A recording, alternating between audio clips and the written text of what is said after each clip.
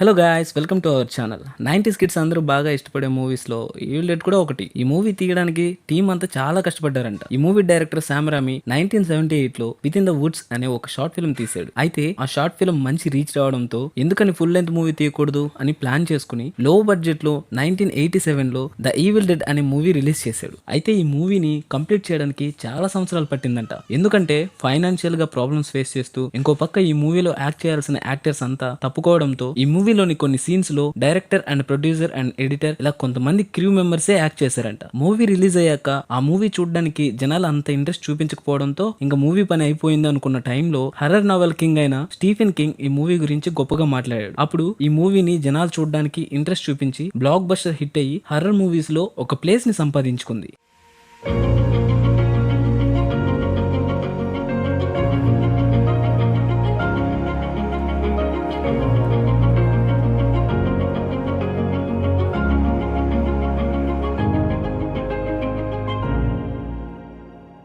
ఈ మూవీ స్టోరీలోకి వెళ్తే ఒక 5 మంది ఫ్రెండ్స్ అడవిలో ఉన్న ఒక పాత వుడెన్ హౌస్ కి సరదాగా గడపడానికి వెళ్తారు. అయితే ఇక్కడ ఆల్రెడీ కొన్ని సోల్స్ ఎప్పటి నుండో నిద్రపోతూ ఉంటాయి. అండ్ నెక్స్ట్ వాళ్ళు అందరూ కలిసి తింటున్న సమయంలో సడన్ గా ఒక బేస్మెంట్ డోర్ తెరుచుకుంటుంది. అందులో ఏముంది అని చూడటానికి హీరో ఫ్రెండ్ వెళ్తాడు. ఎంతసేపటికి బయటికి రాకపోగా ఎంత పిలిచినా పలకడు. అందుకే హీరో ఇంక వేరే దారి లేక ఒక ల్యాండర్ తీసుకుని లోపలికి వెళ్తాడు. తీరా అక్కడికి వెళ్ళాక తన ఫ్రెండ్ ఊరికే ఆట పట్టించడానికి అలా చేశాడని తెలుసుకుంటాడు. అండ్ హీరో ఫ్రెండ్ ఆ బేస్మెంట్ లో ఒక టేప్ రికార్డ్ అండ్ ఒక బుక్ ని చూస్తాడు. ఇంకా వాటిని పైకి తీసుకొచ్చి అందరూ కూర్చుని సరదాగా టేప్ రికార్డ్ విందామని అనుకుంటారు. కానీ ఆ టేప్ రికార్డర్ లో ఒక వ్యక్తి తనకి ఎదురైన చేదు జ్ఞాపకాలని చెప్తూ ఉంటాడు. ఆ బుక్ చాలా ప్రమాదమని, అందులో ఉన్న మంత్రాలు నిద్రపోయే దయ్యాలని మేల్కొల్పుతాయని చెప్తాడు. అలా వీళ్ళు ఆ బుక్ ని చదువుతుండగా ఆ టేప్ రికార్డర్ లో ఆ మంత్రాలు చదవడం కూడా వినిపిస్తాయి. అంతే, డీమోన్స్ అన్ని కూడా మేల్కొని ఒక్కొక్కరిని పట్టుకుని భయంకరంగా ప్రవర్తిస్తూ ఉంటాయి. అలా దయ్యం పట్టిన వాళ్ళ ఫ్రెండ్స్ అందరినీ హీరో చంపేస్తూ ఉంటాడు. ఫైనల్ గా హీరో ఒక్కడే బ్రతికుంటాడు. కానీ దీనికి సీక్వెల్ గా 1992 లో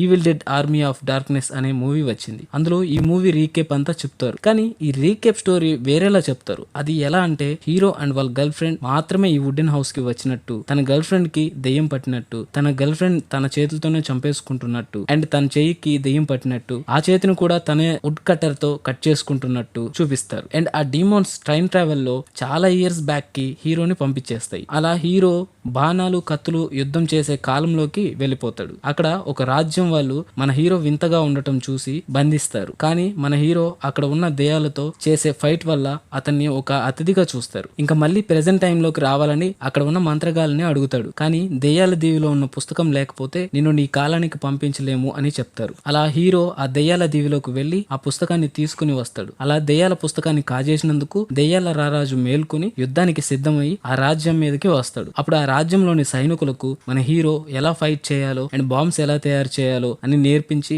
మొత్తం ఆధునికంగా యుద్ధానికి సిద్ధం చేస్తాడు. అలా దెయ్యానికి మనుషులకి జరిగే యుద్ధంలో హీరో గెలుస్తాడు అండ్ ప్రెసెంట్ టైం లోకి తిరిగి వస్తాడు. కానీ అలా వచ్చే క్రమంలో మన హీరోని కొన్ని డీమోన్స్ వెంబడిస్తాయి. అలా మూవీ ఎండ్ అవుతుంది. దాని తర్వాత కూడా Evil Dead TV episodes release చేశారు. అండ్ ఫైనల్ గా last year Evil Dead Rise వచ్చింది. కానీ ఈ మూవీ ఆ మూవీస్ కి కంటిన్యూ కాదు. ఈ మూవీ కొంచెం డిఫరెంట్ గా ఉంటుంది. నా ఎక్స్ప్లెనేషన్ మీకు నచ్చినట్లయితే జస్ట్ మీరు చేయాల్సింది ఒకటే, సబ్స్క్రైబ్ మాత్రం చేసుకుని చాలు. మీకు ఈ మూవీస్ అన్ని కూడా కొన్ని ఓటీటీస్ లో అవైలబుల్ గా ఉన్నాయి, లేదా నా టెలిగ్రామ్ ఛానల్లో కంప్లీట్ సెట్ అవైలబుల్ గా ఉన్నాయి. చూడాలి అనుకుంటే కింద డిస్క్రిప్షన్ లో టెలిగ్రామ్ ఛానల్ లింక్ ఉంది, చూసేయండి. Thank you guys.